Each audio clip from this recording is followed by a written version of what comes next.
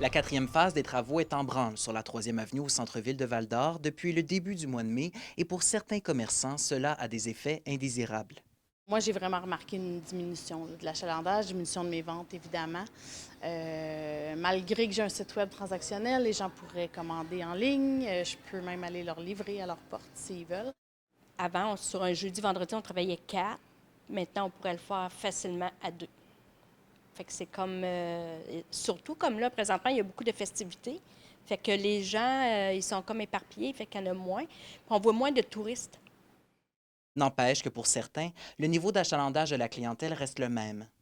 Nous, les clients, sont habitués depuis toujours de passer à l'arrière. On a un passage piéton, fait que ce qui fait que les gens qui veulent s'en aller sur la 3e passent ici.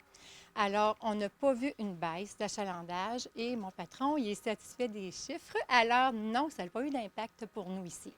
La présidente du regroupement des gens d'affaires du centre-ville mentionne que pour elle, dans son commerce, il n'y a pas eu de changement majeur puisque ses services fonctionnent pour la plupart par rendez-vous. Éline Bizier tient à souligner notamment le support de la ville et de la Chambre de commerce de Val-d'Or. D'ailleurs, la Ville a offert aux propriétaires d'immeubles des subventions pour qu'ils puissent se faire bâtir une porte à l'extérieur par l'arrière. Je pense que pour les commerçants au centre-ville, en particulier, surtout qu'on est dans les travaux, être membre de la Chambre de commerce, ensuite assister aux réunions, c'est un point important pour être au courant de toutes les informations.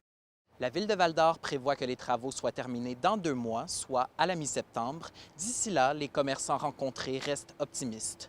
Félix Blaquière, RNC Nouvelles, Val-d'Or.